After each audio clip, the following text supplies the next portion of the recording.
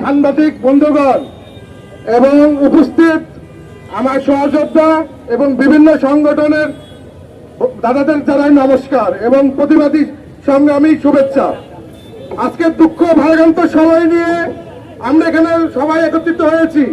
দলমত নির্বিশেষে প্রত্যেকটি হিন্দু সংগঠনের ভেদাভেদ ভুলে আজকে ঐক্যবদ্ধ সনাতনী সমাজ বাংলাদেশের ব্যানারে সকল সংগঠনের নেতৃবৃন্দ একটাই প্রতিবাদে উপস্থিত হয়েছে। মর্যাদা পুরুষোত্তম ভগবান রামচন্দ্র শুধু ভারতের নয়, সারা বিশ্বের সনাতনীদের হৃদয়ে ধারণ করে।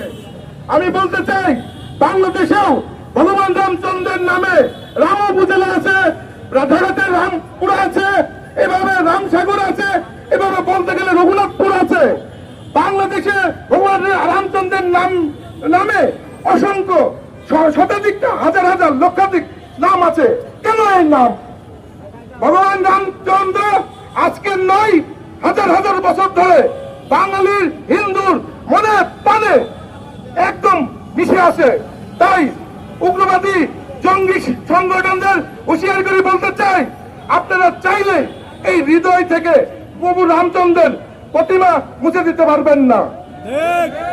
আমি গাইবান্ধার পলাশবাড়ির রামচন্দ্রের বিগ্রহ নির্মাণে কোনো অসুবিধা দেখতে পাই না, কারণ ওইটি একটি সনাতনী কমপ্লেক্সের বদ্ধ চারিদিকে দেওয়ালের ভিতরে একটি মন্দির, যার আশেপাশে কয়েক কিলোমিটারে কোনো মুসলিম সম্প্রদায়ের বাস নেই, কোনো বিশ্বরোধ নেই।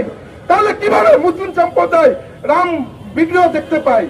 তাহলে এটি পরিকল্পিতভাবে বাংলাদেশকে অস্থিতিশীল করার জন্য এবং বাংলাদেশকে একটি উগ্রবাদী দেশ হিসেবে পরিচিত করার জন্য একটি উগ্রবাদী গোষ্ঠী পরিকল্পিতভাবে অন্যায়ভাবে বিভিন্নভাবে আমাদের ভগবান শ্রী রামচন্দ্রকে অপমান করে যাচ্ছে।